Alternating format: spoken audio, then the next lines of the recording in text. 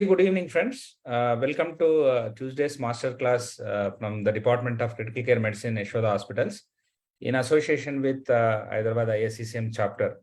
So, for today's session, we are having Dr. Prateek Koolwal. He is the consultant critical care medicine from EHCC Hospital, Jaipur. So, today's session will be moderated by him. So, Dr. Prateek, yeah, you can take over from here. Yeah. Good evening, all, and thank you, Dr. Kaladhar, sir, for giving us the opportunity. First of all, thank you to the Venkat and Kola, sir, for giving us as a team for the opportunity for this masterclass and giving our team to giving for this masterclass. I overall thanks to the organizing team, whole organizing team, including everyone who have started this a big education feast from 1 year. And it's going on very great, and it's part of it is to be part of this team. It's very good. So I introduced the examiner, who's the examiner today's masterclass. So he's a well-known person, Dr. Shrikant Sahasrabudhe, sir. He is a director, head, and pulmonology care medicine. He's on a Medicover Hospital. Our second examiner is Dr. Kandraju Sai Satish, sir. He is an epidemiologist and a consultant of Yashoda Hospitals, Secunderabad. And our third is Dr. Durgesh J Satalkar. He is a senior consultant of critical care medicine of Yashoda Hospital, Secunderabad. I introduce my case presenters, who is our team members of our team of EHCC Jaipur. Dr. Prateek Bhardwaj is an IDCCM candidate, and Dr. Akhil Gora, enthusiastic person of a critical care person of a EHCC and IDCCM candidate. So we go on with the case of meningoencephalitis, today's case, which is a great disease which comes in a ICU, and how to deal with it.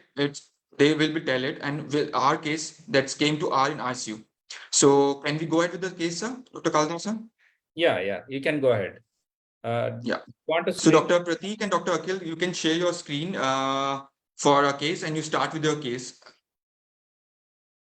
Should we go with the case, examiners? Yes, sure. Thank you, sir. Thank you, sir. Is the screen visible? Yes, it's visible. Yeah. Good evening, everyone. So let's start the case discussion. A 64-year-old female resident of Jaipur, Rajasthan, presented with chief complaints of bilateral ear discharge since last 14 days, headache since last 7 days, fever, vomiting, altered sensorium since last 5 days.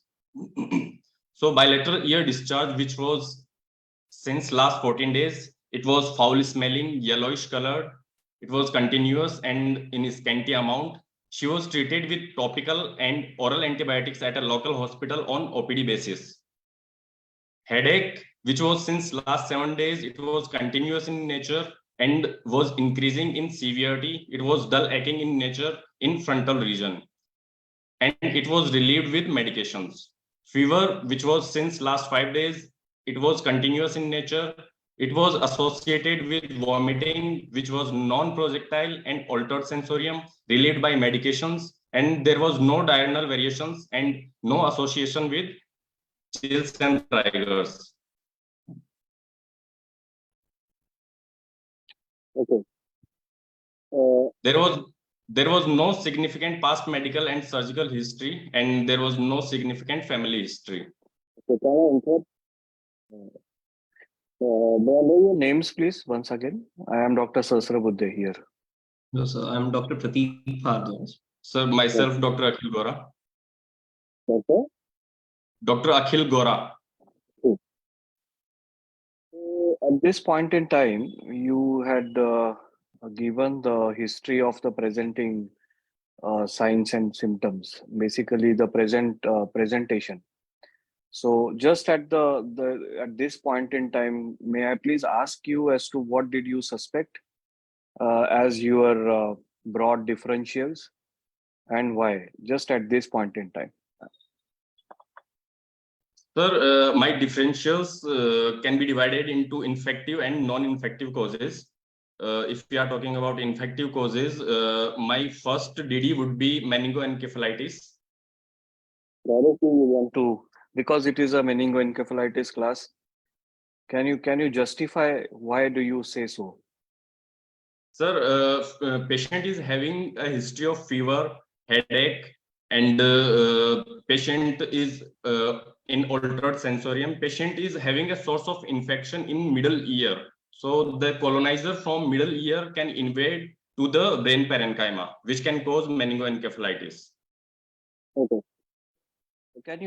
May I please ask you a very basic question? What is the difference between meningitis as a clinical feature and encephalitis? How can you differentiate them on a clinical basis? Sir, in meningitis, patient may in have... terms of history. Sir, in meningitis, patient may have meningeal irritation signs also. And in encephalitis, patient may have focal neurological signs. What is the classical triad of meningitis? Sir, fever, altered sensorium, neck stiffness. Yes. Any other examiner, if anyone wants to ask anything, otherwise we can go ahead. Okay, we can go ahead. Yeah. Personal history, she was a housewife with active lifestyle. She was having regular bowel and bladder habits. She had no addictions and she was vegetarian. Pre-hospitalization care, she was admitted to other tertiary care center and she underwent for blood workup followed by neuroimaging and lumbar puncture. In view of airway protection, altered sensorium, and low GCS, she was intubated and mechanically ventilated on day 2 of her admission there. She was having status epilepticus on day 3 and she was given multiple anti-epileptic drugs. Patient was shifted to our center for further management on mechanical ventilation and sedation.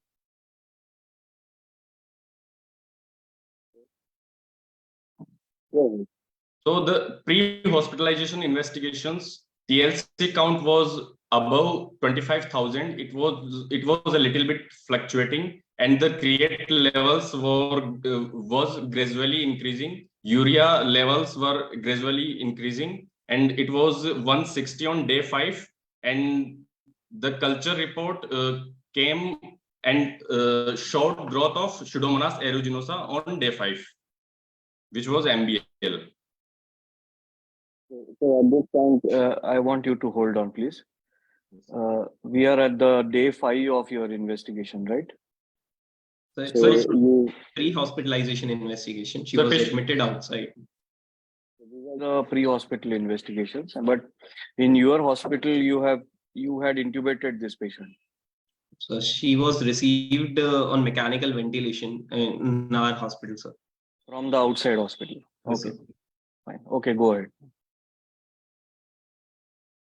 So CSF analysis outside hospital at day 3, appearance was turbid, proteins 238, sugars less than 10, TLC 3890, polymorphs 90%, and lymphocytes 10%.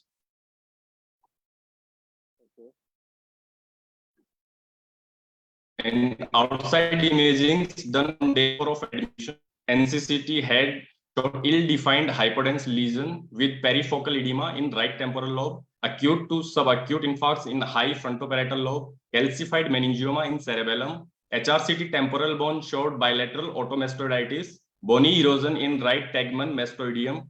MRI brain with contrast showed right temporal lobe focal cerebritis, early evolving abscess, leptomeningeal enhancement, enhancing exudates, bilateral frontoparietal lobe and cerebellar vermis dysfunction,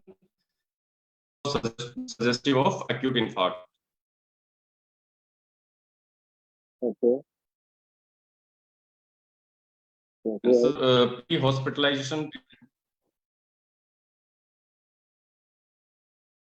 Sir, patient received multiple antimicrobials and multiple anti-epileptic drugs and injection optineuron outside. Okay. General physical examination, sir, at our center. She was moderately built and nourished. She was having no pallor, icterus, cyanosis, clubbing, lymphadenopathy, edema. Her breast examination was normal. ear examination, foul smelling discharge from both the ears, and vitals. Heart rate was 112 per minute, BP 103 by 65 mm of Hg, and she was on NORAD infusion. SpO2 98% on mechanical ventilation. Temperature 100 Fahrenheit. RBS 166 milligram per deciliter, and she had central line Foley's catheter, ET tube in situ. From the outside hospital. Yes, sir. Okay, fine. I think at this now you have already received the patient, and now the patient is with you, right?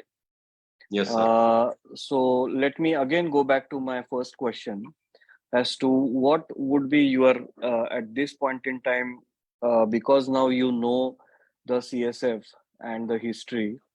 With that, it is reasonably clear that you are looking at a patient who has a bacterial meningitis. But just for the sake of discussion, can I ask you again? Can you just enumerate the differential diagnosis for such patient?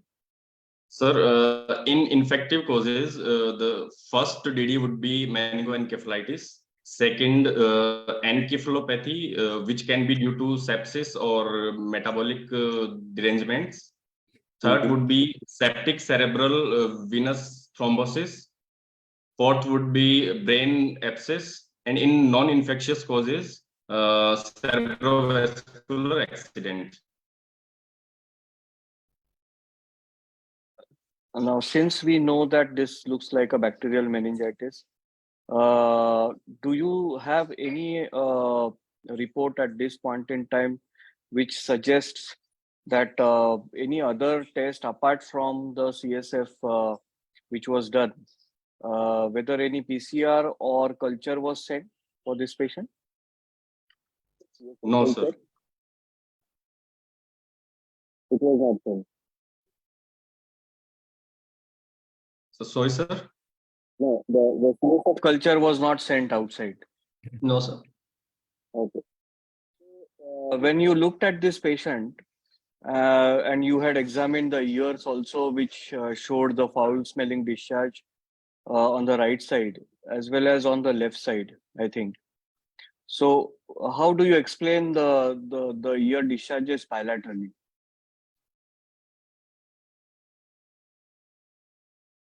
Sir, it could be a previous ascending infection from upper respiratory tract infection. Organisms you can suspect in this particular patient if you say that they may arise from the upper respiratory tract? So it can be because of Streptococcus pneumoniae infection, or it can be due to Haemophilus influenza infection.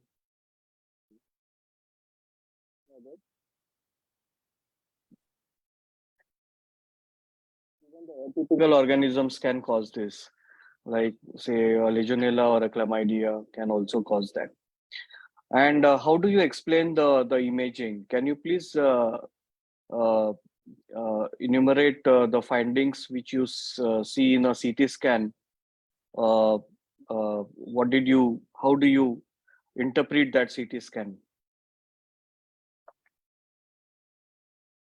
So if patient has any focal enhancement in any temporal lobe region or any other region, that can be indicate brain abscess, just juxtacranial extension of the ear infection can be present in CT scan. And MRI, we can see meningeal enhancement also. In your CT scan findings, there is no brain abscess, right? No, sir, it hasn't mentioned it. What are the typical CT finding of a patient who has bacterial meningitis? So,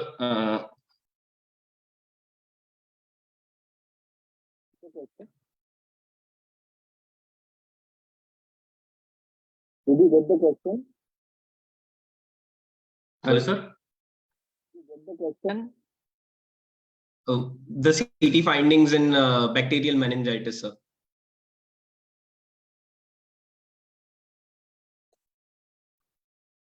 Are we audible, sir? Shrikant sir, your voice is getting breaked up or is getting echoed, sir.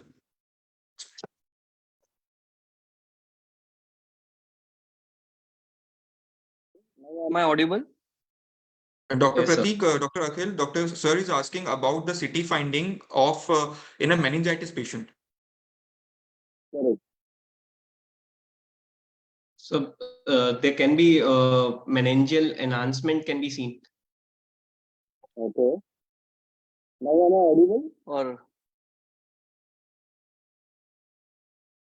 am I audible Sorry? or there is a problem? Yeah, you're audible, sir, but sometimes it's a bit hard. Sometimes in between your voice Yes. getting echoed, sir. Excuse me for a second. I will change my AirPod. Yes, sir, and Dr. Kandraju sir, if you want something to ask, sir. Yes, sir. Go ahead, sir. So my question is like any other relevant history you should ask regarding the patient if you are thinking of meningitis.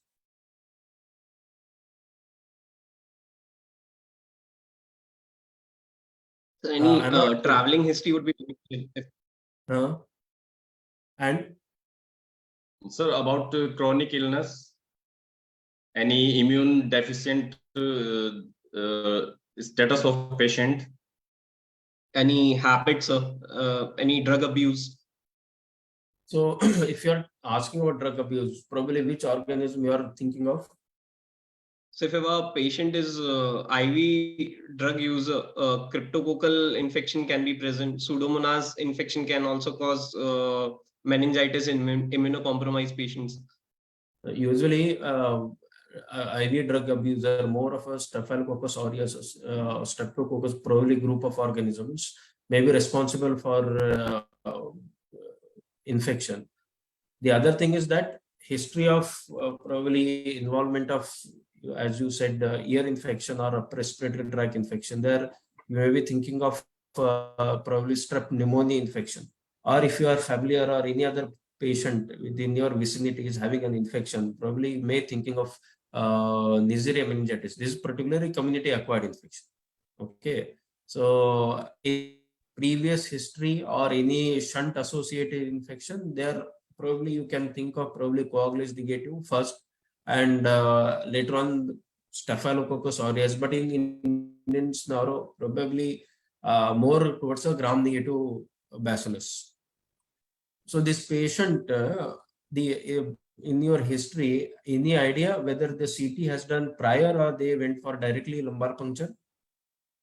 So as per our information, CT was done prior to the lumbar puncture, sir. Okay, so is it mandatory of every patient to do a CT before lumbar puncture, or there are any specific things you have to notice or you have to take in account? There are some things we should look for going for CT before lumbar puncture, such as any history of any seizure or history of any tumor or history of seizures. Raised intracranial tension signs should be present. focal neurological deficit if there, and in elderly patients, in immune compromised patients, and if papilledema is there. So why this is because though if you do lumbar puncture, chances of coning and herniation are quite rare. But the somehow the patient is having immunocompromised patient, acutely altered mental status, seizures at the presentation, focal neurological deficit. This probably a few cases where we should having prior urgently CT scan followed by a lumbar puncture. So how will you like if the patient receives, are you thinking of and all? So how will you proceed part and all? What history and what how will you proceed? Sir, can you please repeat the question, sir? If you are thinking of probably your case is meningitis or meningoencephalitis, how you proceed differently from arriving what see like about thinking of CT after lumbar puncture and cultures directly you can explain step by step. we couldn't got the last part, sir. The first, you tell Sir is me what asking you will do about the if they're treatment thinking plan of meningitis. meningitis and You meningoencephalitis. start from investigation. You can start from investigation and you can go ahead, like treatment part will come later on. But what different investigation you will want to do? So lumbar puncture is part of investigation. Why you are going to do CBP? In CBP, what you are going to see specifically? That I am asking. Leukocytosis, but like these are different. What different investigation and probably what you can interpret on that investigations? That what I am asking. So we can go for a complete blood picture profile can also be done to look for any raised total leukocyte counts, any neutrophilia and lymphocytosis, or we can go for metabolic panel also. We can go for inflammatory markers also in blood. We can send cultures for blood. What you will see specifically in peripheral blood smear if the patient is having this kind of picture, probably infective. So toxic granules can be seen. And Sir, toxic granule and sir, thrombocytopenia will be there in rickettsial infections. no, look, if you are probably, if there is infection, there is probably leukocytosis, toxic granule, as you told, there is a shift towards left side. You have excessive immature band form, probably more than 10%, and cytoplasmic vacuoles. These are the probable findings when you are dealing with the infection or sepsis. And like thrombocytopenia and all these are usually indicative of probably advanced sepsis, or because there is organ dysfunction coming in, like urea creatinine levels also. If there is a disproportionate increase in urea creatinine, maybe like pre-renal kind of thing, that is also you can take an information from it. Like regarding what about the blood culture? Is it necessary? It is obtained, or you can or only lumbar puncture has to be done? What is your take home? What is your Sir, blood culture is necessary. Sir, blood culture is necessary as the most common route of meningitis is hematogenous.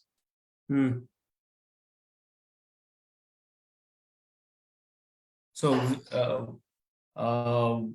like usually they said that 2 sets of blood culture has to be done, and if they're possible, simultaneously within probably 1 and 1.5 hours, you should draw the blood culture. If possible, do the lumbar puncture test and give the appropriate antibiotic with appropriate dosage.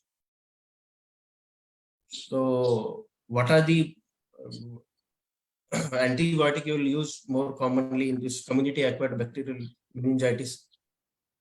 Sir, third generation cephalosporin, ceftriaxone, and vancomycin. And if patient is more than 55 years old, we would like to cover Listeria monocytogenes also. Okay, more specifically, third generation cephalosporin, there are which you can name it and with the dosage. So ceftriaxone 2 gram 12th hourly. And you said vancomycin also. You said vancomycin also. 20 mg per kg. Sir, 20 mg per kg 12th hourly. So every patient you will give a vancomycin or vancomycin. Why vancomycin is usually added in treatment of community acquired bacterial meningitis? Sir, if there is suspicion of penicillin non-susceptible strains of streptococci,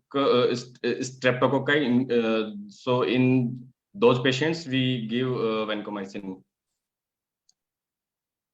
So usually if the resistance of in the community probably is more than 1%, there you should add vancomycin to the therapy of third generation cephalosporin. Okay.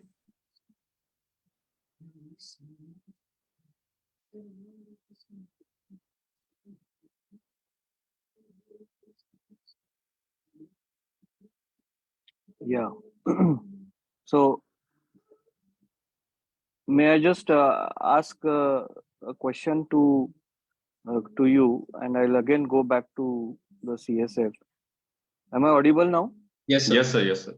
Yeah. So, what is the classical features of CSF you see in bacterial meningitis? So if we go by opening pressure would be more than 300 millimeters of water. How do you check opening pressure? Opening pressures can be checked via a CSF manometer, sir. Have you done that? In our center, we haven't performed that. Our outside center also haven't mentioned any opening pressures in their notes, sir. So, okay, but if given a choice, will you do it yourself when you are doing a CSF for a suspected meningitis or meningoencephalitis? Yes, sir. Yeah. Okay. In which space will you put a needle for CSF? L2, L3 space, sir.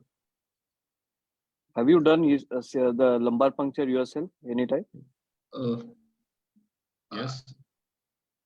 Sir, in L3, L4. So first you said L2, L3, then Yes, you sir. are saying L3, L4, but both the answers are incorrect. So ideally, it has to be done between L4 and L5. The reason is at that point in time, your spinal cord fibers they fade away, and there is less risk of injury to the spinal cord. And which space do you go in for collection of CSF?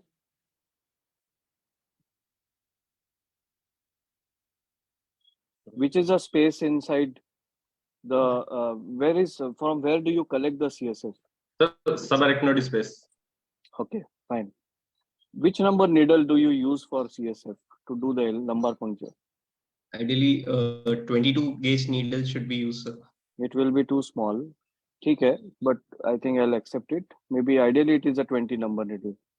Okay, so you put a needle there and you collect the CSF. Ideally, you should check the CSF manometry. You should check the opening pressures. You have told me the value. I think I'll take that value. And why it is important. And you have said that I think one of my co-examiner asked you the utility of doing the imaging before you do the CSF to rule out any increased in the ICP or any space occupying lesion before you really do the CSF, right? So after you collect the CSF, so what are the classical findings of the CSF in bacterial meningitis? Sir, TLC count will be more than 1000, and there will be neutrophilic predominance. Right. Proteins will be raised. How much? Sir, more than 80. It is too low, my dear friend. It will be too low. So classically, if you see so start with a basic thing that you will see the cell count at the first instance, and predominantly it will be neutrophils, right? Yes, So sir. classically for a bacterial meningitis, you have cells of 1,000 or more than 1,000 cells per microliter of the CSF. Okay, so you can differentiate whether it is a bacterial meningitis or a viral meningitis depending on the number of cells. So in viral meningitis, do you see these many cells? How many cells do you suspect in a viral meningoencephalitis? So usually 22,000. Yeah, so it can vary from not 20 is too less. It can be maybe 50 or 100, and then it can go above even 500. And when you have a early bacterial, remember when you have a early bacterial meningitis, that you are doing a CSF at a very early stage, there can be less cells. And then when the time goes, the cells can go up. But classically, you need to remember that the classical cell count would be more than 1,000 with polymorph predominant. Okay. Now come to the sugars. So how much is the sugar which you expect? Glucose The in sugar will bacterial be meningitis. will be less than normal value, sir. If we go for CSF glucose by serum glucose picture, it will be more than 0.5, sir, ratio. Yeah. So what is the glucose count in the CSF? Less than 40, sir. Yeah. So around 10 to 40 is the classical sugar, which is decreased, and it has always to be compounded with the serum sugar, which you need to send as a parallel sugar sample, as a very ideal way of sending the sugar sample. Then comes the proteins. So you said proteins of how much? 100, right? Yes, sir, more than Right. 100. So in your case, how much was the protein? Can you just go back to the slide if you don't mind? So proteins 238. Yes. So remember that the appearance of turbid is important, which will give a suspicion that it is an infective sample. Protein classically is more than 100, and it can even go up to 500 in bacterial meningitis. Okay. In Yes, viral meningitis or viral meningoencephalitis, it may not be that high. So it can come down, say, a bit, maybe between 100 or 200. Okay. In your case, the sugars is less than 10, which again fits into this. TLCs is 3,800, which again fits into that. Okay, fine. So if you have a lymphocytic predominance and the sugars are not that low, which is less common in, so which is another condition where the sugars may not be that low, or maybe sugars of around say 40, and the predominant lymphocytes. So what do you think? so it could be viral meningitis, or it could be partially treated bacterial meningitis. No, you are in India. So which is the commonest pathology which you should suspect? Sir, tubercular meningitis. Yes.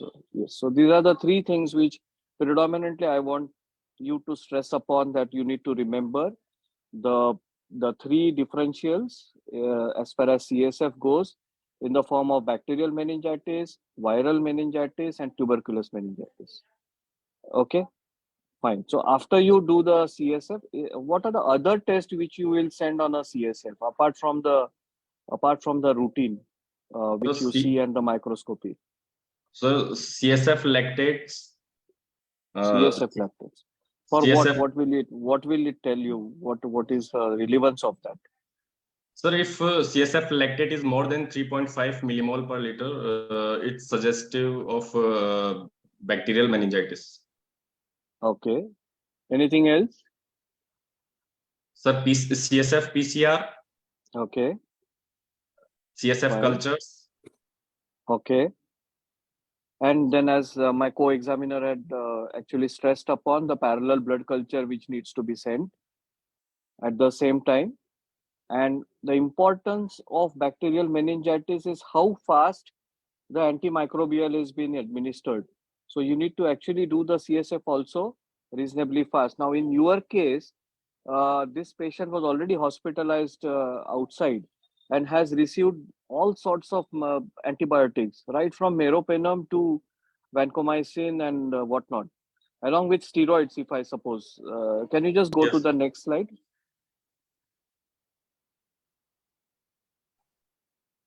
Yeah. So meropenem, vancomycin, fluconazole.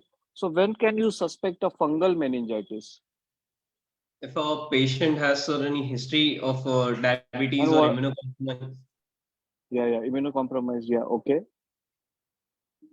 And which is the commonest fungal infection which you can see in the CSF? So Cryptococcus. That is okay. Most of the times in HIV patients, or else Yes. in a post neurosurgical patient. Sir, post neurosurgical patients, sir, staph we usually see. Staph. So yeah. So again, the discussion has already been done. Neisseria meningitis. Then you have streptococcus, and in post neurosurgical patients, staphylococcus, especially the MRSAs, coagulase negative staph, and you actually also said about a bit about listeria, if I'm not wrong, and and of course the gram-negative organisms. Okay, so usually you should also suspect gram-negative organisms if you have a post-neurosurgical patient. Okay, so go ahead. One more Okay. thing, how will gram staining, how will it help? Because gram staining is an important investigation. Right. So Right. how will you differentiate upon gram staining, different organisms?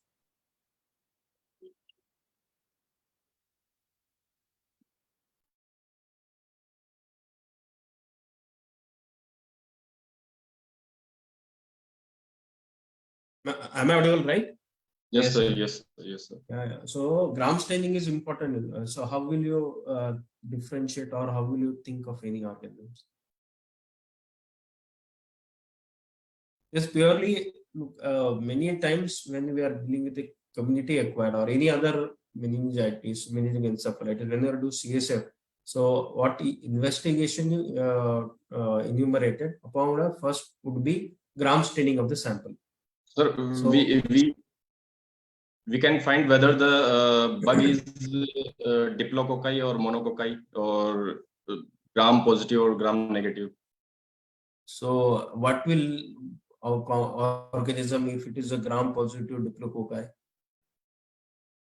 Sir, Neisseria meningitis. No. If it is a gram positive diplococci, it is probably strep pneumoniae. If it is a gram negative diplococci, then it will be probably it is a Neisseria meningitis. Okay.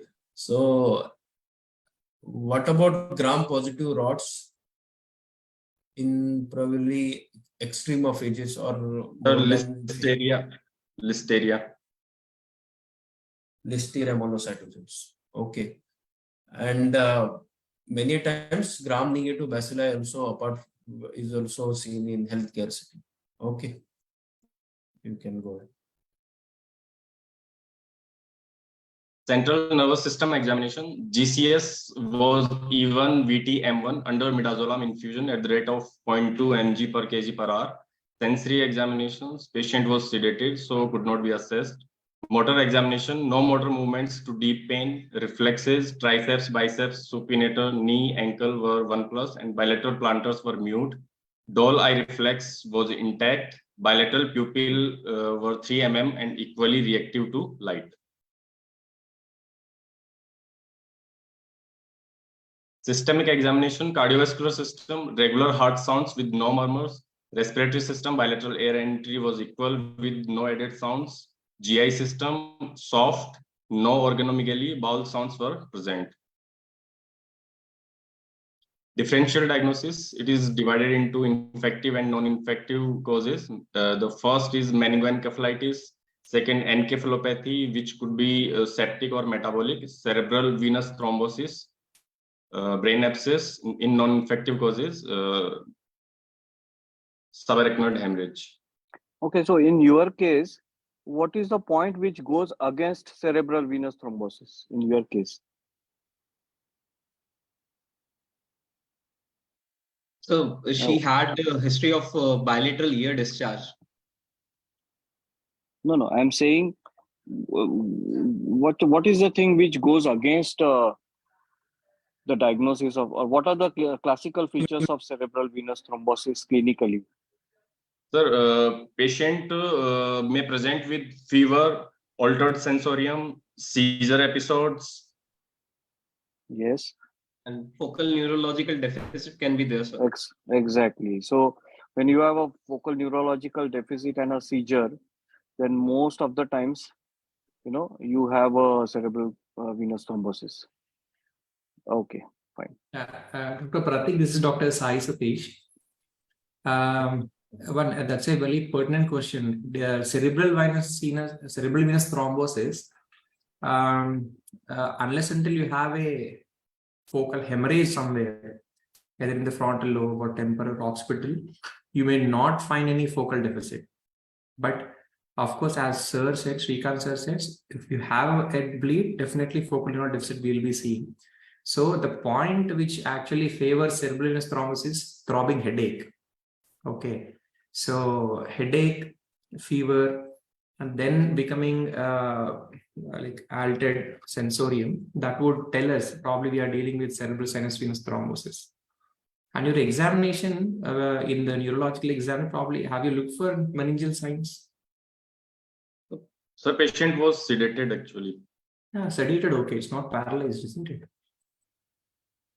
You can just flex the neck and see for the neck stiffness and the Kernig's leg sign and all. Sedated is okay. You can still have neck stiffness. So we need to see. Okay. So if it is encephalopathy, which you are considering a second possible septic and metabolic, you will not find this meningeal irritation signs, the neck stiffness or the Kernig's leg sign. And the same way with the brain abscess also. So among those 4 infective possibilities which you have seen, if you find a focal deficit, probably brain abscess would be higher on the cards. And next, cerebral venous thrombosis, provided you have associated a lobar hemorrhage. Okay. Yeah, go ahead. By the way, just since good that Dr. Sai asked you about the meningeal sign. So can someone please tell me, how do you elicit a Kernig sign? So flexing hip joint and then extending knee joint to elicit pain in back and leg. Hamstrings pain can be there, sir. Okay, and the Brudzinski sign? So on passive flexion of neck, there will be flexion at Okay, fine. hip joint. Okay. And Okay. Good. Okay. Any other more sign you are aware? These are because historical importance in the sense that they are described almost a couple of decade, almost 100 years back, when the pre-antibiotic era, when the advanced disease of meningitis. So any other sign which are aware of? So the jolt accentuation sign we heard about. What is it? Sorry, sir. So if you those patient, if you ask the rotate head around right to left for like 2-3 times, the headache will accentuate. So that is one of the signs of meningeal irritation. Apart from these 2 signs, what we just discussed. Okay.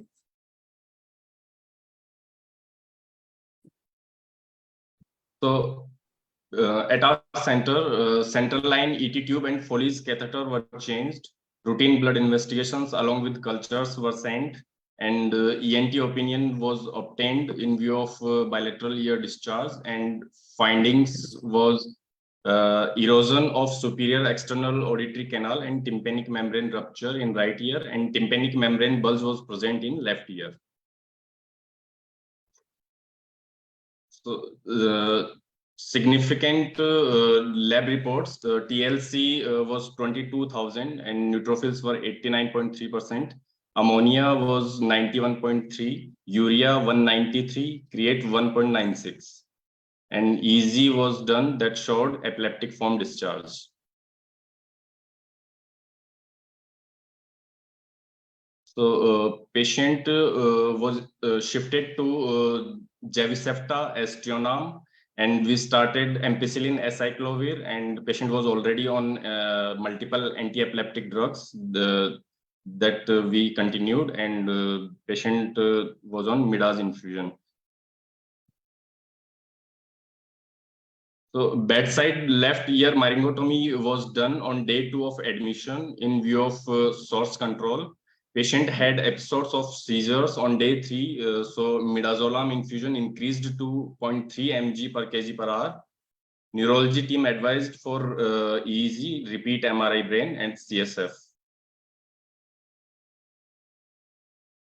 MRI brain showed right temporal lobe acute infarcts, right temporal lobe cerebritis with abscess formation, cerebellitis, ventriculitis, left sigmoid sinus focal thrombosis, right frontal lobe meningeal enhancement, and meningioma. EEG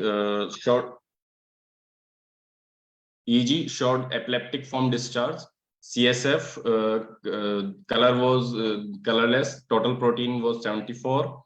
sugar 70, TLC 120, neutrophils 70%, lymphocytes 30%, LDH 71. So the final diagnosis was acute bacterial meningoencephalitis.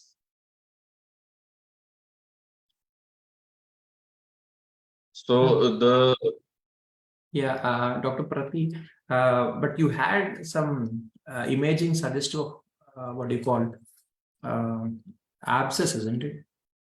So Yes, sir. probably your diagnosis should include the complication of meningitis as well.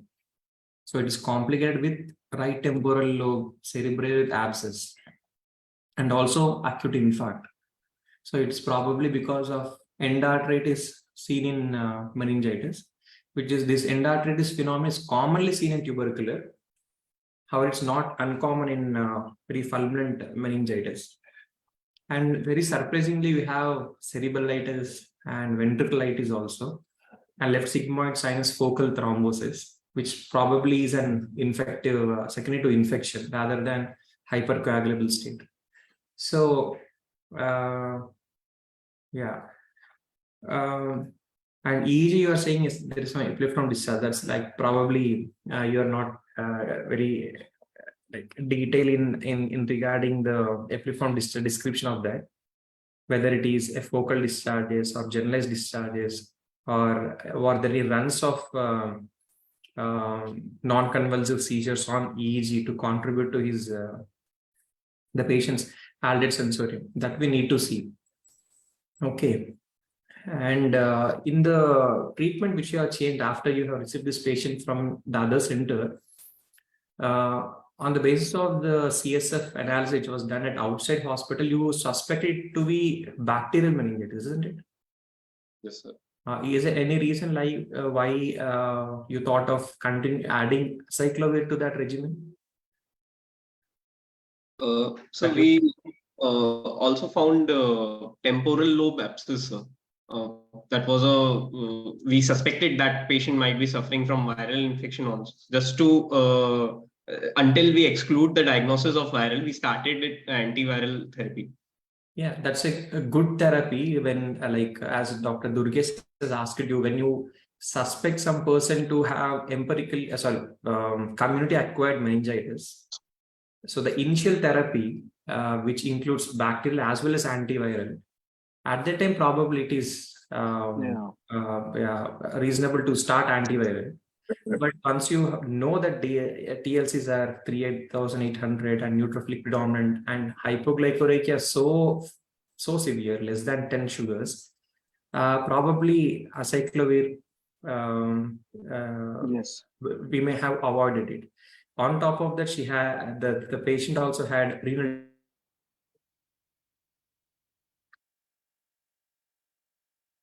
So you are not audible, sir. Okay.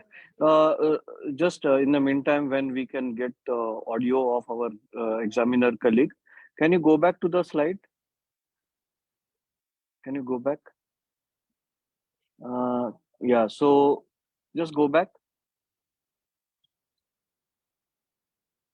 So you did not get anything on the CSF culture, right?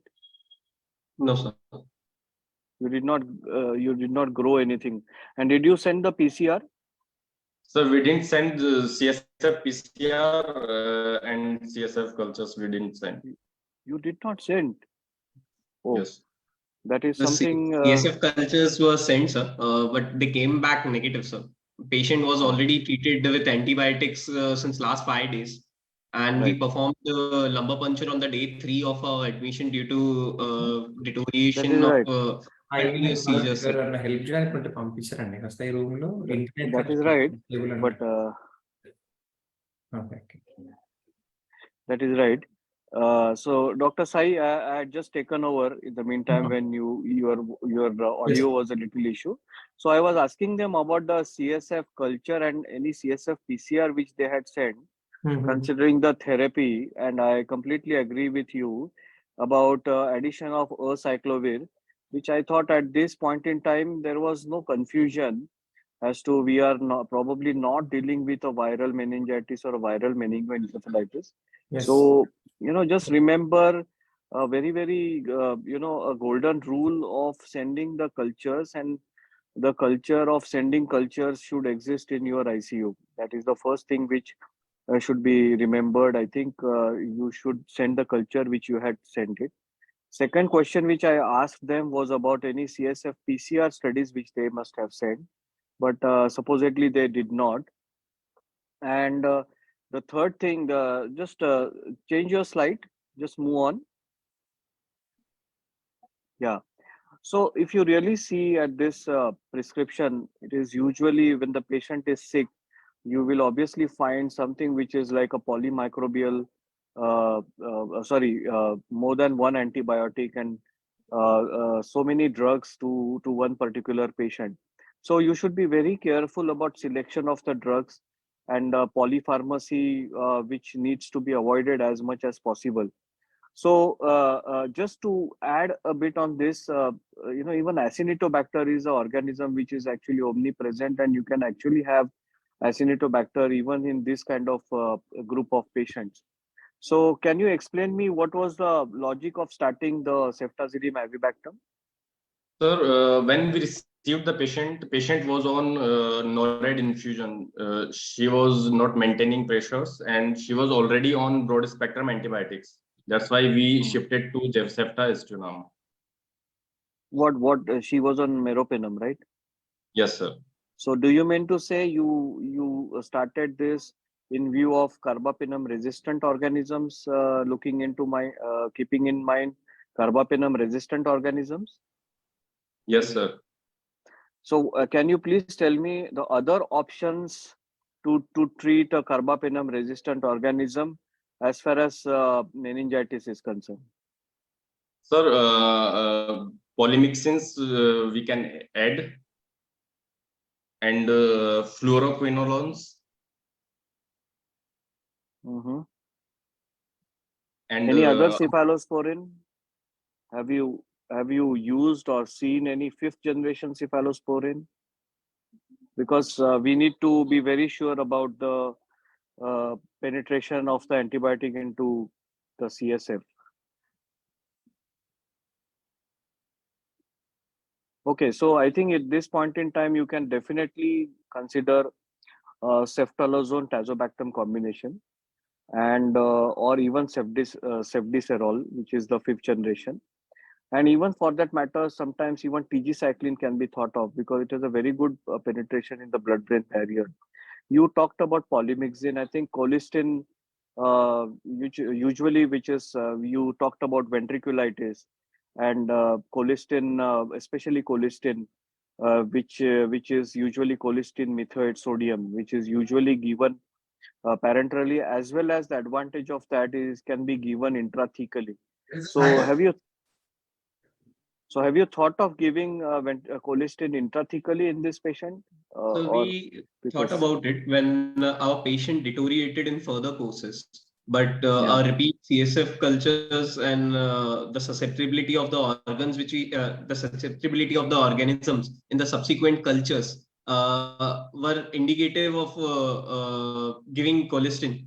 But we, as per CSF pictures, the No, cells but were decreased. you just a minute. You said that the culture did not grow anything. So in subsequent cultures, when our patient again deteriorated.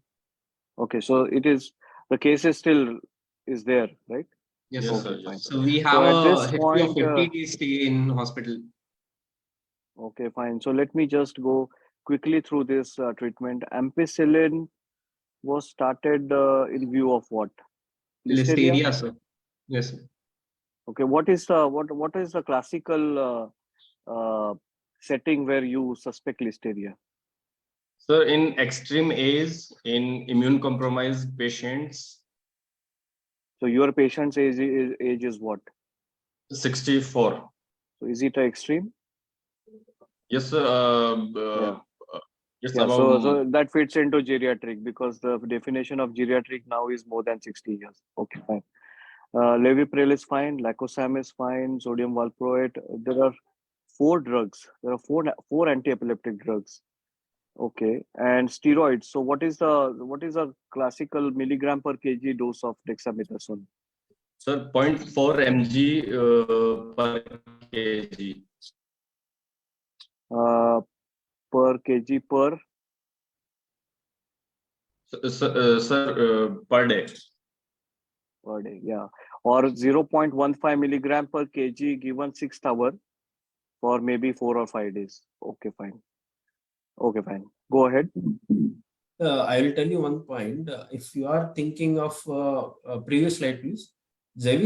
Look, meningitis and meningoencephalitis for treatment, the CSF penetration of Zevis is not very good. Yeah. So, look, if you are treating primarily now mostly CRE organism, there probably polymyxins maybe you should add, I think.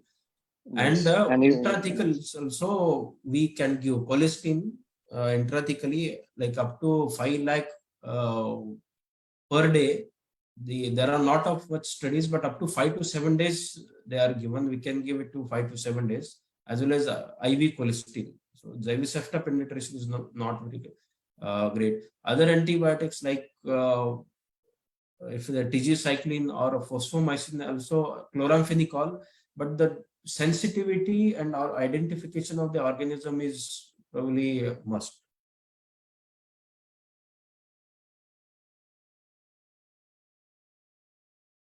Yeah, perfect. You can go ahead now. Yeah.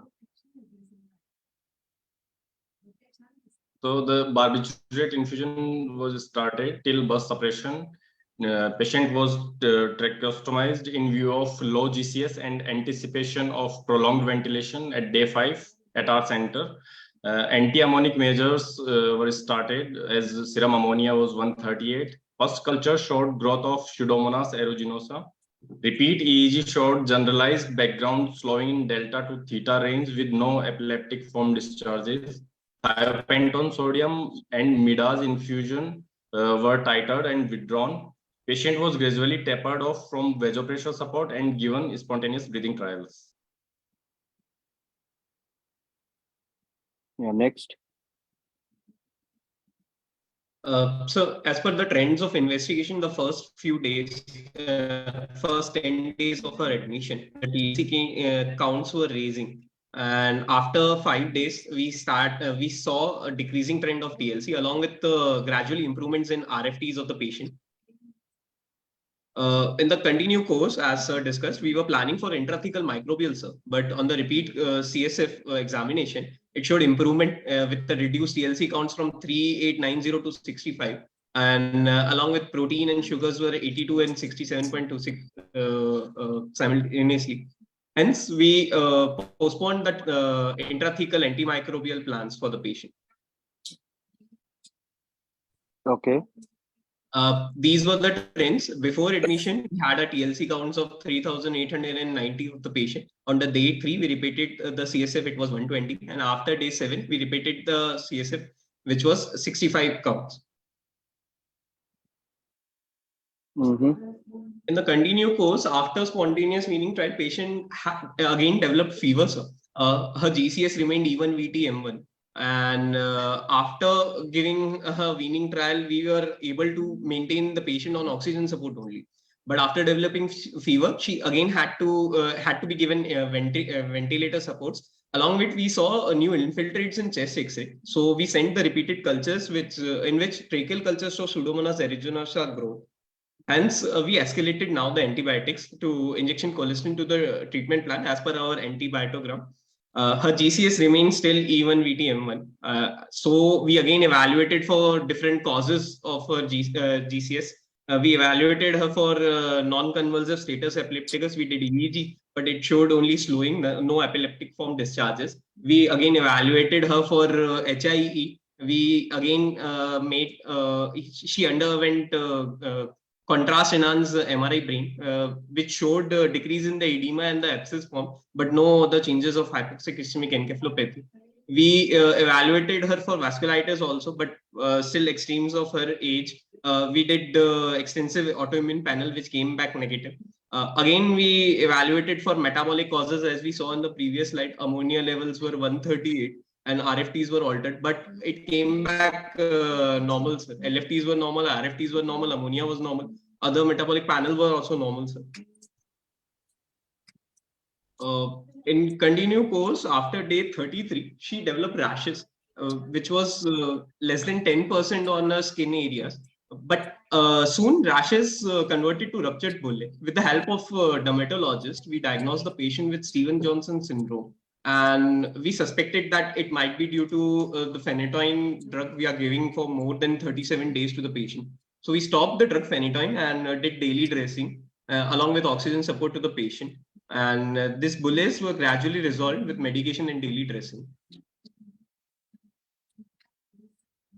These were the trend of rest of the hospitalized day of the patient.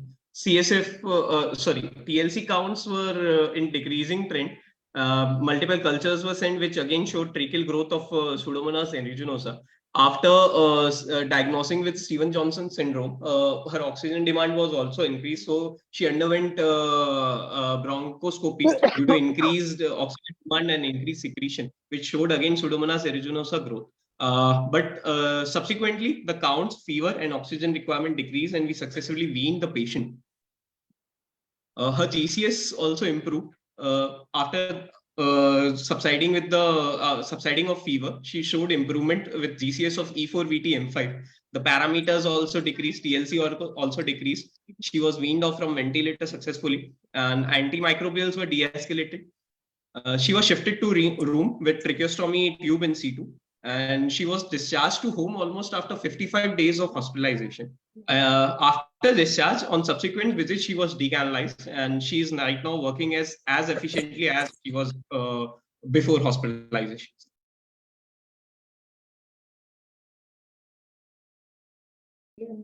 So I'm just looking at the question and answer. There is one question.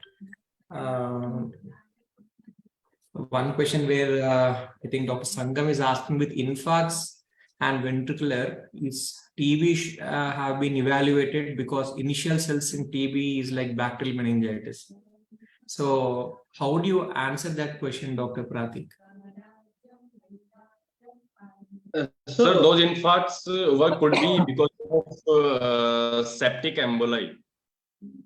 Or due to hypotension, sir. Patient was in shock. There can be multiple venous infarcts because of hypotension or any septic emboli also, sir. Venous infarcts usually you see when there is element of sinus venous thrombosis. Here you had right temporal abscess there and left sigmoid sinus thrombosis, if I believe the rest which the test which you have shown. So this actually is a very commonly encountered scenario, because especially in tertiary cases, we receive people with meningitis which have been treated. So we do not know, are we dealing with partially treated pyogenic meningitis or tubercular meningitis. So if you see your CSF analysis, the analysis which was done outside showed around TLC of 3,800, and 3 days later, after your antibiotics, it came down to how much? 64, isn't it? Oh, 120, sir, and then 120. That's a like drastic improvement. And sugars were less than 10 before admission, and it went up to 67 after giving antibiotics. So this drastic improvement within 3 to 4 days, or either 48 to 72 hours of antibiotics, is never seen in tubercular. Okay, so when you have a dilemma, whether you are dealing with partial pyogenic or tubercular, this is how you test.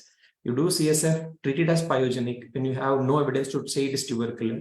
And then after 48 to 72 hours, repeat CSF. If there is drastic improvement in leukocytosis and CSF sugar, this is probably bacterial meningitis, but not tubercular. How you can actually differentiate. And other would be sending for CNS gene expert TB, looking for TB PCR DNA. So this is one thing I wanted to add actually. And in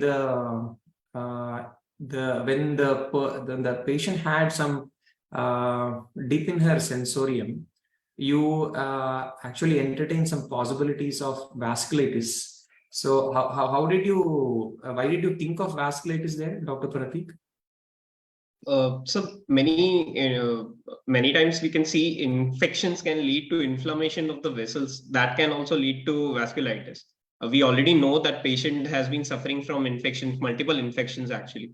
But just to cover all the bases also, that vasculitis couldn't be due to any autoimmune disease, because we didn't had any past history also, sir. There was less likely, but patient was not improving till 30 days of her admission. The GCS remained even VTM1.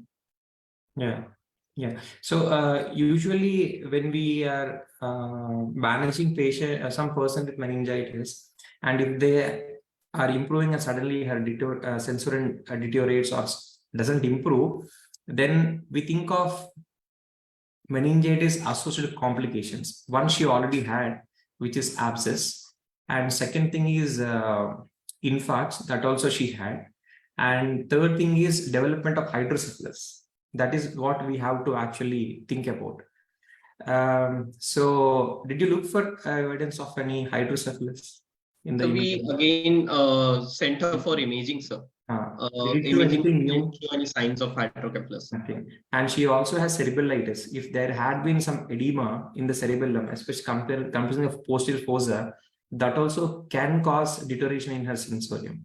So these are the things probably will be more prudent to look into it. And NCSC, yes, definitely that's a good possibility. And anyway, I think you might have done EEG and ruled out non-convulsive status epilepticus then. So vasculitis, I think it will be lower in the cards. And yeah, regarding that is fine. I think outcome ultimately matters. She has improved. Congratulations to your team. Thank you, sir. Yeah. So, Sai sir, there's one more question about in a chat box is about a genetic disease associated with meningitis. So, Dr. Prateek, Dr. Akhil, and Sai sir, any comment on that? The person asked about this genetic disease associated with meningitis. Of course, not with this case, because this case is extreme of it. So, what are the genetic diseases associated with meningitis you can see with it, sir? Sorry, I'm not sure. Yeah, even I don't think so, because it is something which is, we may talk of aseptic meningitis as a variant Yes. of a bacterial meningitis, but I am really not sure of any genetic cause which can cause meningitis. Yeah. Next question is, I think, conditions where Kernig's and Brzezinski's sign also seen. So Kernig's and Brzezinski's sign, this can be seen in subarachnoid hemorrhage as well. So these are not very specific to meningitis per se. They only tells that meninges are being irritated. It could be infective process or it could be non-infective process also. Very rarely, even there is parameningeal collection where there is irritation of meninges. Then also we can have this, despite CSF being non-infective, but you can see these signs. So these are basically signs to tell that meninges are being irritated. So Two other conditions are also there where we can see Kerning signs and Brzezinski signs. If your patient is suffering from any vertebral diseases or slip disc, or we can go for multiple sclerosis also. It's a protective reflex of body. No. We do not see that. Those are all, we can call it as meningismus probably. Okay, that's like spasticity of neck, but to be like talking in true sense, these signs are specific for meningeal irritation, and you see only in conditions where they irritate the meninges, like infection, subarachnoid hemorrhage, chemical meningitis, or any parameningeal infections. Okay, so I think multiple sclerosis, no, we will not see Kernig's and Brzezinski's sign. Okay. Okay, so there are other couple of questions. One was about ammonia, and I agree with the question that once again it is the same thing, that we know that what we are dealing with, then just plain simply treating the figure of hyperammonia, it may not really probably give any kind of heading towards management of this case, Because have you mentioned about, was it arterial ammonia or a venous ammonia? It was a So venous this was ammonia. arterial ammonia. I'll just moderating the case. So this is arterial ammonia, and the ammonia was in a rising trend. From 91, it's went up to the 138, and we are dealing from the 38 days and 30 days. We are dealing with the anti-epileptics, which included a valproate acid also, and other anti-epileptics, which can cause a liver function derangement, but not a excite rising of not SGOT, SGPT, SGOT, SGPT, but can rise about the ammonia it's seen. So infrequently and not finding the patient GCS not improving. So we have gone through with this ammonia levels and which was taking arterial ammonia. So that's why, and then we had de-escalated that our anti-epileptic sooner. So and easy for it. So that not giving a metabolic inquiry in our scenario. So that's why this had done it. Okay, fine. And you said that you de-escalated the antibiotic after the patient improved. So what was the antibiotic used? So we changed the antibiotic to cefoperazone and sulbactam. First, we changed it to piperacillin tazobactam and then to cefoperazone and sulbactam. Finally, we discharged the patient. So was there any was there any specific reason as to shift from piperacillin tazobactam to, because they almost have the same kind of coverage? So we thought just because of 50 days on hospitalization and the patient was already constricted state, patient's relatives were. So we de-escalated and along with the clinical picture was also improving. Dr. Prateek, sir is asking the piperacillin tazobactam, cefoperazone, sulbactam are the same. So then why two peptides and why two cefoperazone, sulbactam? It's the same class, so that's why. I mean, the efficacy of both the BLBLIs are almost identical. So I just wanted to know. Of course, I'm sure that piperacillin tazobactam was selected on the basis of the cultures which you got and Pseudomonas, which was sensitive to both the antibiotics, I suppose. Antibiotics. Okay, fine. Then there was another question, and an important question about duration of steroids. So can you have any comment on that? And how many days of dexamethasone was continued in your patient? And what is the present? So, as the patient, sorry, can I take a lead on it? Please. If you allow, sir. You are the moderator. You can take a lead on us also. No, sir. Okay. So I think, sir, Dexona has really a kind of thing of that started in early, but should be stopped after 4 to 5 days. Not more than 7 days should be extended on it. If you find it's not a Streptococcus pneumoniae, because the main effect is on a Streptococcus pneumoniae infection, not on other inflammatory part of infection.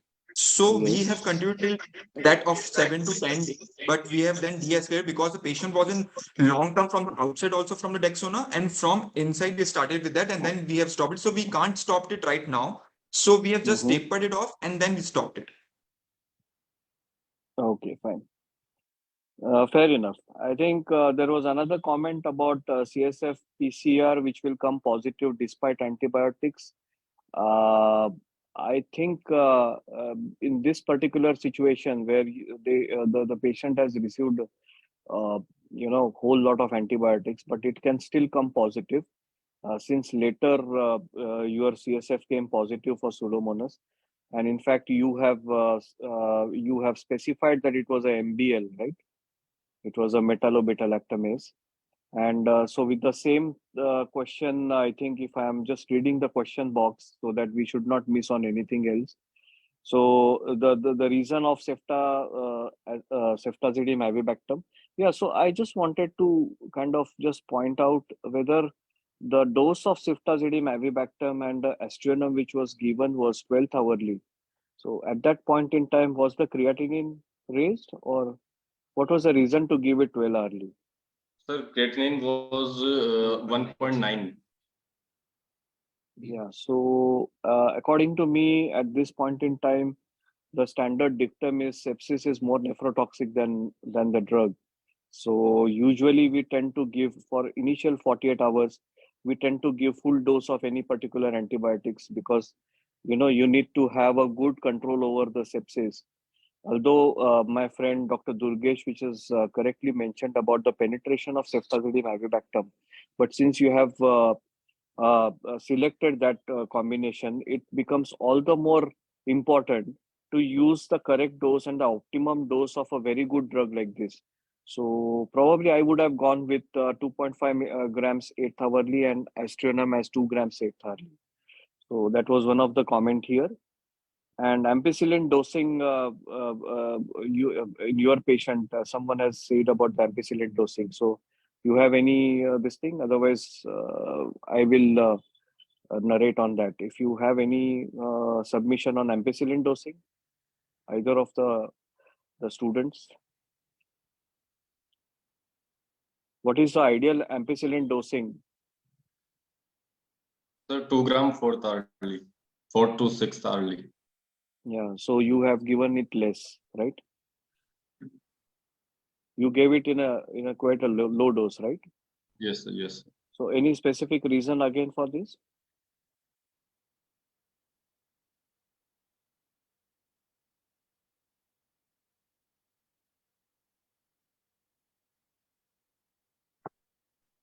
Hello? Yes, sir. Yeah, so any specific reason why ampicillin was not given in the dose which you only said?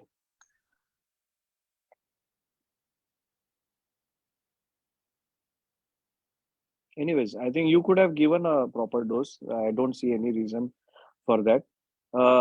Coming to another question which one of the delegates have asked is how long do we give intrathecal colistin? And the dose, as we have already discussed, about 5 lakhs also we can give.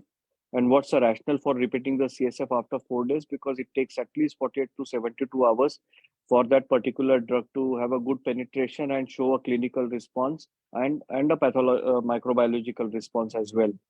So we can give intrathecal colistin with a epidural catheter as well, and we usually put a epidural catheter and we keep the catheter for say about 5 to 7 days, and we have given a patient a colistin for as long as 2 weeks.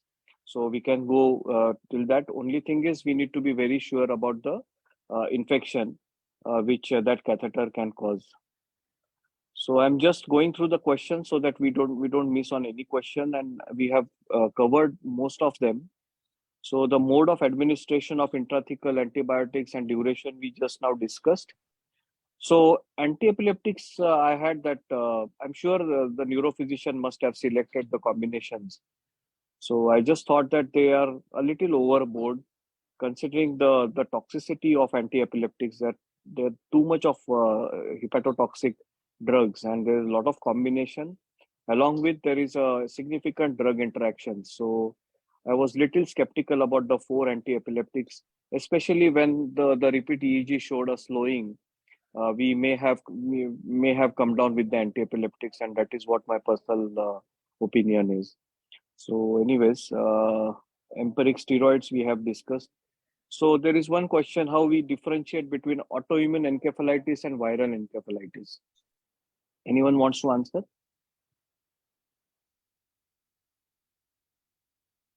Yeah. So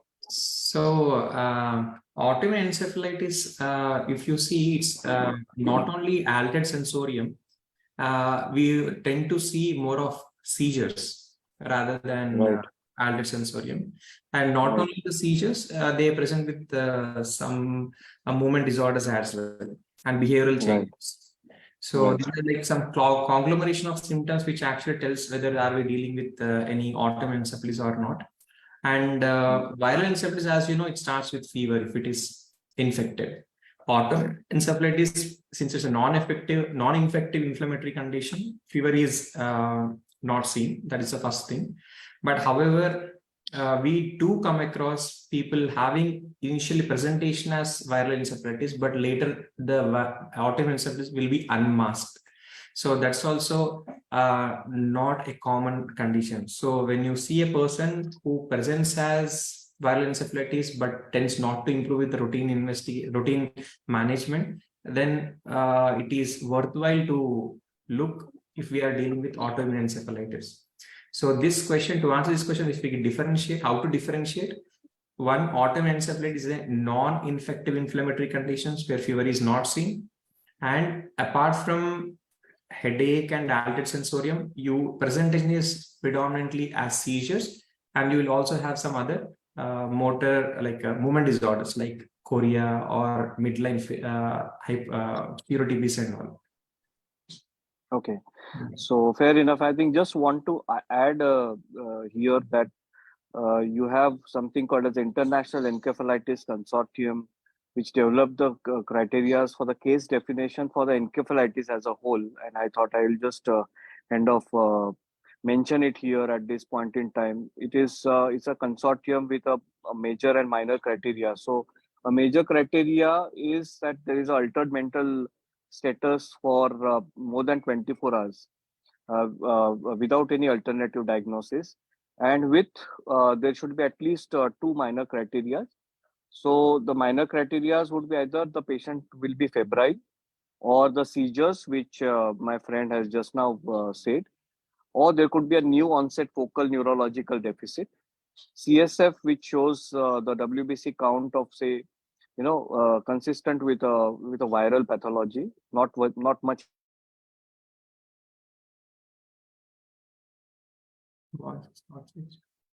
You do a MR, you can find the periventricular white matter or cortical hyperintensities and abnormal EEG. So you should have one major and either of the 2 minor criteria which I just now narrated. So this is just to add a bit of knowledge in the discussion. So if I may just take the questions, analgesia and DVT prophylaxis. Yeah. Yes, sir. Yeah, so analgesia and DVT prophylaxis. So anyone wants to take this question?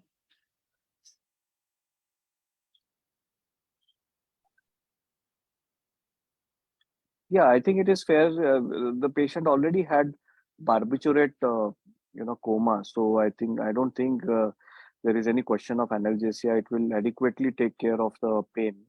And of course, when you rule out any bleed inside the anywhere, it's a very standard way of treating the patient. And as we all know, as an intensivist, that you should give a fast hugs bed to the patient, and we should not miss on those components of fast hugs bed. So I'm sure our students are aware of this fast hugs bed. So can you just tell me what is the fast hugs bed? Anyone? So fluid. So feeding, analgesia. It is not fluid, my friend. It is feeding.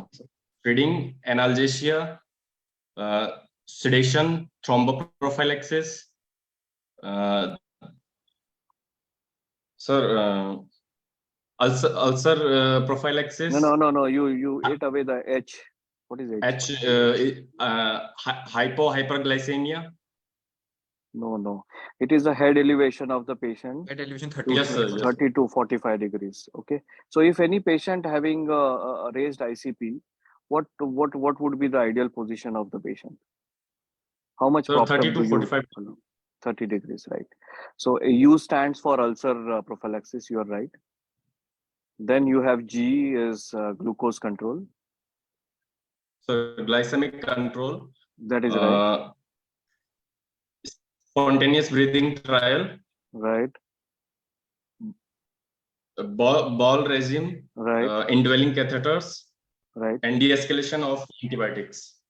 Perfect. So my friend, you should be very sure of this. One more hint. You fast hug bit, you add as bits. So you will not to forget any source.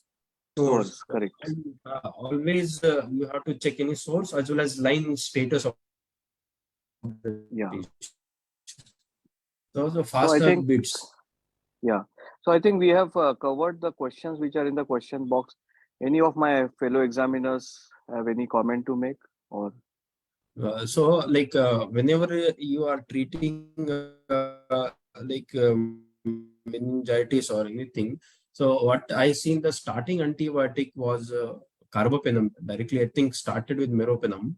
So in community acquired, meropenem may not be the right option. Start with probably cephalosporin, that to third generation cephalosporin, ceftriaxone with vancomycin with adequate good doses. Because bacterial meningitis is a medical emergency. So you have to act fast, like what we follow our sepsis bundles like this. So if meropenem is to be given, probably meropenem role comes in, we are treating in the hospital acquired or post-op neurosurgical or any device associated. In that situation, meropenem will come. In that two dosage should be, you have to give a 2 gram over 4 hours over the infusion, 3 to 4 hours and 3 times in a day. The next come with the addition of probably cholesterol based therapy. We have to do. What we do is if we encounter any kind of this differential, what we as a, like just do an CSF, take an CSF sample and analyze in the ABG machine directly. It is a point of care machine that will give a quick value. If sugars is less, then probably we are treating with the post-operative post-op neurosurgical meningitis kind of thing. So then, and sending a PCR, because PCR turnaround time in probably community acquired is hardly 4 to 6 hours, and that will give us a clue sort what we are dealing with. Okay, that is what. Fair enough. Yeah, I think that should be the take home, that we are treating a community acquired. But at this point in time, I thought this patient came to them after about 3 or 4 days, and there was a little, it was not a very clear-cut case of community acquired. But yes, for us to give a clear-cut message, this has to be very, very clearly understood and emphasized.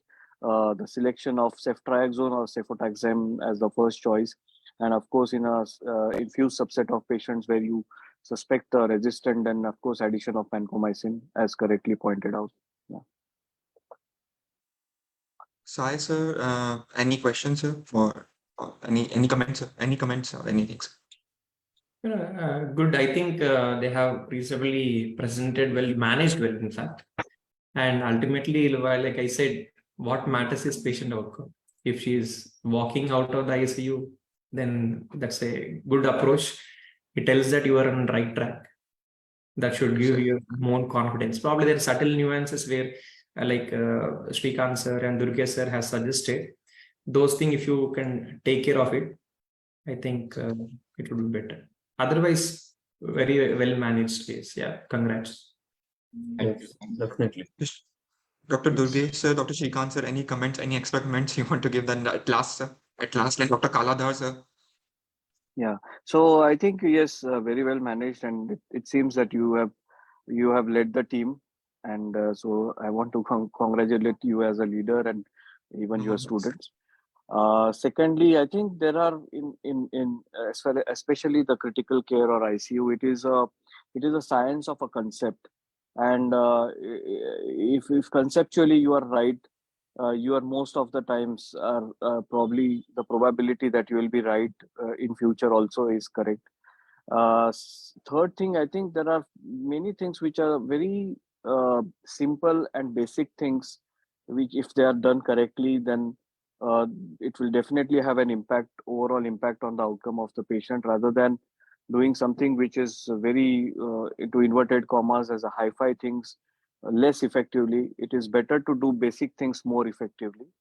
And as far as CNS patients are concerned, I think patience is the key, and we as a critical care specialists, we are probably imbibed into us by our teachers and mentors that you should not lose. At the same time, you should always have a balance between the the outcome and the futility of the case. In your case, it was very good that she went home walking after 50 odd days of admission, and with because of the especially team and such, because of everyone. Yeah. yes. So that was my last point, that with the 50 odd days of management in a ICU, it's not difficult. Although you had one episode of VAP, I think, which was something which all of us needs to have this in mind, that how can we prevent the hospital acquired or ICU nosocomial infection. But yes, one episode of VAP, and that too managed very, very effectively. And of course, I was coming to the team dynamics, as team is less me and more we. And but you should have a team leader like you, and I'm sure you will do wonders in future. Thank you. And I would at It's this thanks to our point in team, time. and Dr. Anil Sharma sir is our team member. He's a senior consultant here.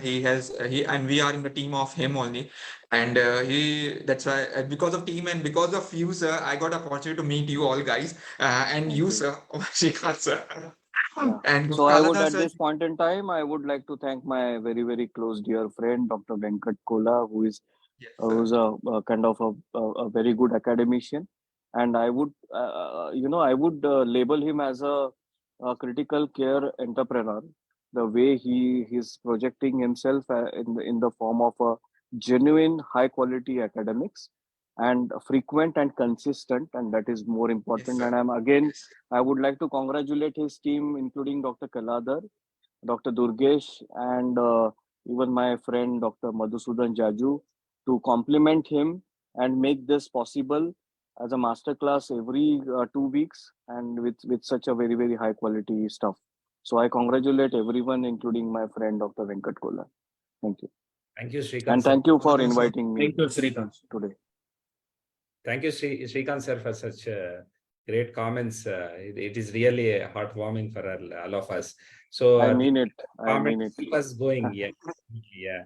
So it is the brainchild of Venkat sir anyway, and he's the driving force. Yeah, the team is led by him. Yeah, definitely we'll bring forth such type of regular classes, and I think it's got benefited to all the students. I think all your insights across all the spectrum of the students. Thank you very much, sir. The final Thank you. comment, Dr. Prateek, I think you can go ahead. First of all, thank you to my team also and to the case presenters who have presented very well. And thank you all the examiners, sir, and giving us so much of knowledge to us and our students for giving us on this topic, which is a very wide range and going in a hip and saw and going a seesaw pattern. And thank you for Kaladhar sir, thank you Sai sir, thank you Durgesh sir, thank you Shrikant sir, and thank you of course the upmost Dr. Venkat sir for giving us opportunity to be part of this team and giving us a opportunity, giving a case presentation. And really, we are forthcoming and we want that to be part of this team as we all. And because of Venkat sir and because of Kalda sir and the organizing team, sir. Thank you, sir. Thank you. Good night. Good night. Good night, sir. Good night, sir. Thank Good you. night, sir. Good night, everyone. Thank you, sir.